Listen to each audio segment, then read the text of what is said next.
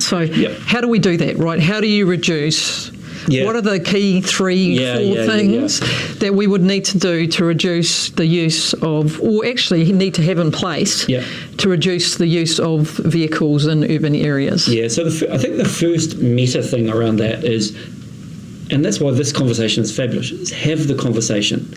So there's a question at the top which says, if we reframe this around a transport system which is safe and healthy, which are all across, genuinely equitable and decarbonised, what might that look like? And it seems really unlikely it would be what we thought was the right thing in 2016 or 2017. And if I then step a level below that, roughly speaking, we need to give about a quarter to a third of our existing streets, not fancy new streets, across to active modes of transport and dedicated busways.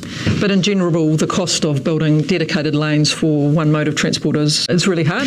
So this is quite a binary conversation, because when you look at the portfolio, say, that Waka Kotahi is investing across with local government, we do have more and more being spent on public transport, walking and cycling, maintaining our existing network, and on improvements to that network. And we are putting in place things like bus priority and prioritising public transport. So across the whole, you'd find actually that a significant proportion of our activity is moving towards carbon neutrality, or at least things that will support a choice about carbon neutrality.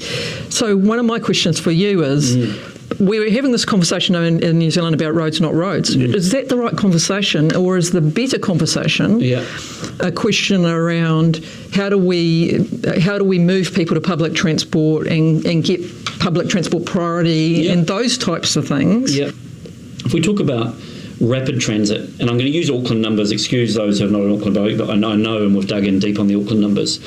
Things like the Central Rail project is a great project to open the city. The light rail projects, leading cities have those. They will reduce our emissions in 10 years by about 3%, when we need to reduce them by about 70%. So the big infrastructure projects are not the answer to climate. Maybe great, but they're not the climate answer.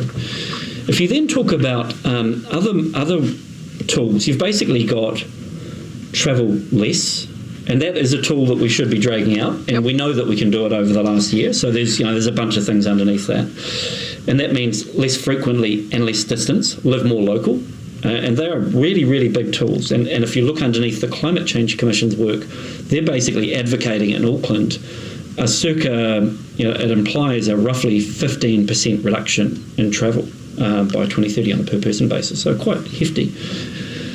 But underneath that, you end up with this conversation about reallocating our streets and reopening our streets. And that's the bit that's the conversation we should be having. One of the questions I want to put to you, you said we need to balance across safety, equity, carbon.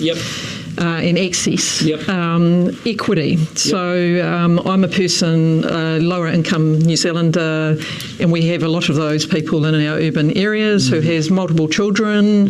I've got 4 children. This walking and cycling and public transport caper sounds very, very good, but not for me.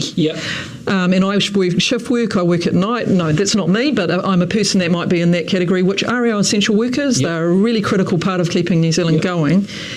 How does this even relate to them? It seems so disconnected from the reality of a big portion of New Zealand who's going, I just survive day to day, and you're telling me to walk and cycle. And that's why I think that's a really good point. Is, look, if you look international leading cities, the Western world has gone through this independence of the private motor vehicle sort of paradigm, and then that turned out to be kind of really clogged up and terrible. And now, in particular, if you look at Europe, we're just seeing a massive shift away from the private motor vehicle in all of the major cities around Europe in particular. So that's, I guess, a trend towards access and equity. The specific question you asked is, what does that mean for me as somebody who's working, got to go to a shift at 6 a.m? We've got to create a safe and healthy option for that person, and we've got to do it fast. And that's the bit that's missing at the moment. We can't allow a world where we just transform and decarbonise by way of electrification and decarbonisation of the fleet. So, we need to open up our streets at scale so that somebody can actually use their e-bike, cycle 3 kilometres across Penrose safely at 5:30 in the morning to get to their factory shift. And that's the mindset we need to have. So let's talk a bit about that, because I think we're all, I can speak for myself and my family and a broader group that I engage with, all on board with climate change, walking and cycling, really supportive of public transport until we have to give up our car. Because we also like our car and we like the independence that gives. So on one hand, you've got everybody saying they're supportive. On the other hand, when they have to give up something that's very, very important to them, in order to get that other thing, it becomes, it's a different conversation. It is. So I'd be quite interested to know what percentage of New Zealanders would be willing to give up their private car to shift. Have we done any research on that? Yeah, so I think, again, this is a framing question. This is an engagement, and there's great psychological research into this. If you open the conversation by, I'm coming to take your Hilux, it's probably not going to go super well. If you open the conversation by talking about, hey, we're going to provide you with ways to get around that are actually safer, healthier, and by the way, they're decarbonised, they're lower cost, there's not many people who would not think that was awesome. Let's talk about those parts of the world that have, stepped into this and seen change. So if we pick sort of sound bites, we have Paris, which has agreed that it's going to kick out 160,000 parks, and they're going to reallocate that space to safe and active modes of transport. We've got Hidalgo in Paris again, who has said that she is going to create the 15-minute city and is actually doing the things that make that happen. And that's, Paris is not an easy city to reallocate space to, but she has won the political support and is investing political capital in making that happen. So loads and loads of examples of around the world of those cities doing that fast. And again, it's that reallocation of existing space fast to open our streets. Yeah, so I mean, it sounds good, but those parks are usually outside of small business, some sort of retail outlet.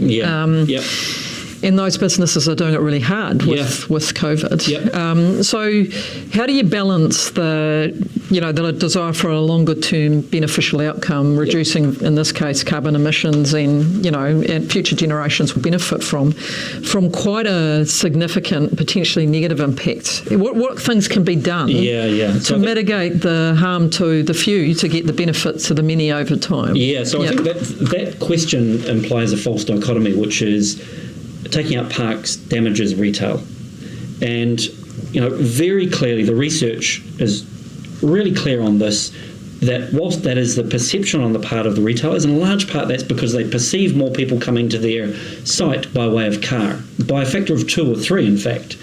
In actual fact, many people don't come there, and what you find is that when you're moving through those channels by active modes or even public transport, you get on and off easier because it's easier to get on and off. So the spend per person passed is actually higher. So the challenge here, and again it comes back to that vocal minority, is that reasonably people fear change, and they fear that if the car that's in front goes away, maybe their business goes away. That's not supported by the science. What about the electric vehicles? Where does that play? Yeah, so I mean, not everybody can afford that. No, there's an access issue. But for those people that might be in a position, tell me about electric vehicles. So the first electric vehicle you should buy is a bike. Right? So get yourself an electric bike. And if I take a step back from that, what can the individual do? The most important thing any of us can do in the climate, the safety and the health space is what you're doing here, and that's talking about it.